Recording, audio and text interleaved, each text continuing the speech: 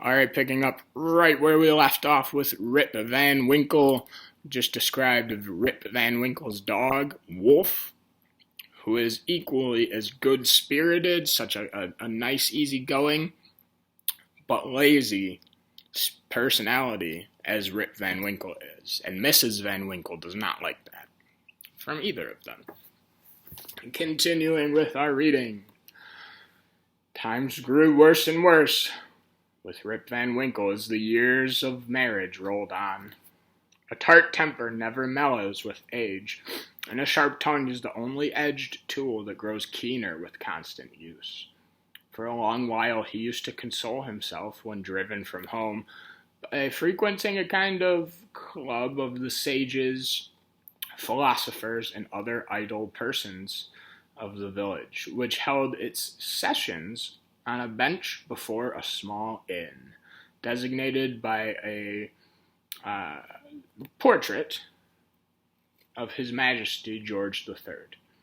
Here they used to sit in the shade through a long, lazy summer's day, talking listlessly over village gossip or telling endless, sleepy stories about nothing. But it would have been worth any statesman's money to have heard the profound discussions which sometimes took place when by chance an old newspaper fell into their hands from some passing traveler. How solemnly they would listen to the contents as drawled out by Derrick Van Brummel, the schoolmaster, a dapper, learned little man who was not to be daunted by the most gigantic word in the dictionary. And how sagely they would deliberate upon public events some months after they had taken place.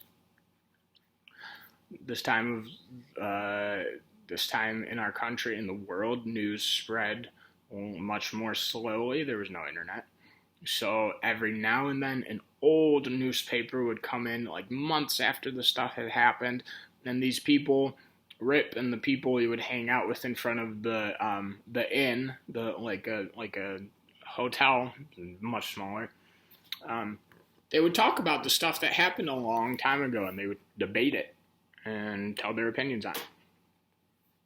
The opinions of this group were completely controlled by Nicholas Vedder, a patriarch of the village and landlord of the inn, at the door of which he took his seat from morning till night, just moving sufficiently to avoid the sun and keep in the shade of a large tree, so that the neighbors could tell the hour by his movements as accurately as by a sundial.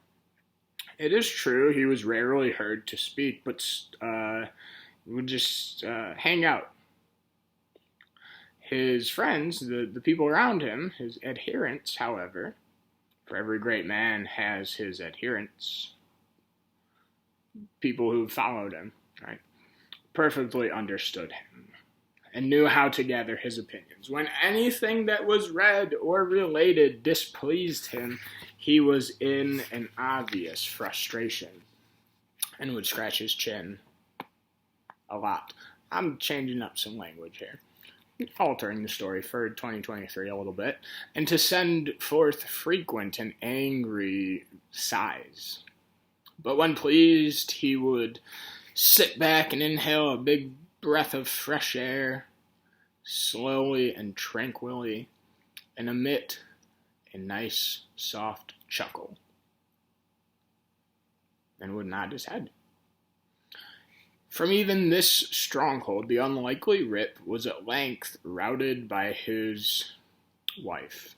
She would find him, even there, who would suddenly break in upon the tranquility of the assemblage and call the members all to naught.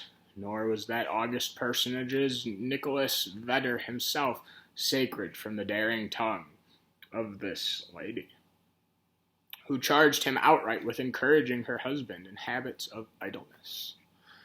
Poor Rip was at last reduced almost to despair, and his only alternative to escape from the labor of the farm and the disagreements with his wife was to take a gun in hand and stroll away into the woods.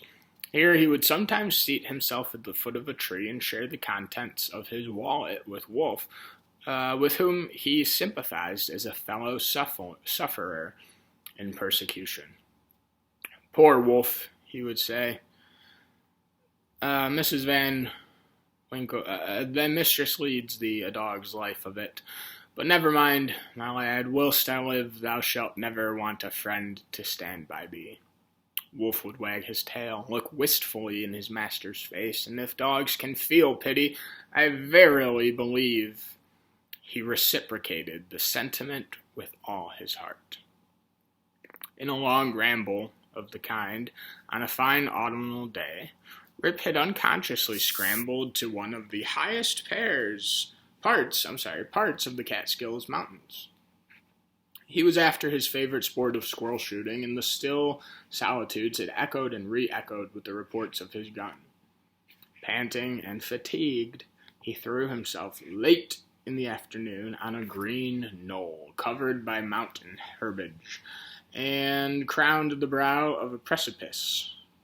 From an opening between the trees he could overlook all the lower country for many a mile of rich woodland.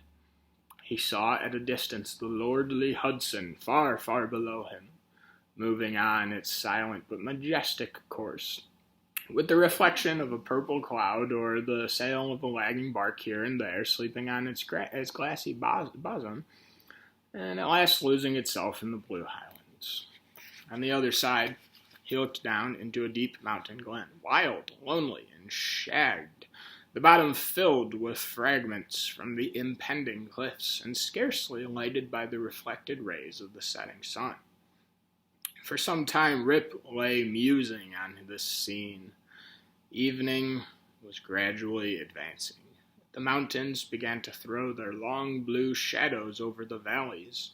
He saw that it would be dark long before he could reach the village, and he heaved a heavy sigh when he thought of encountering the terrors.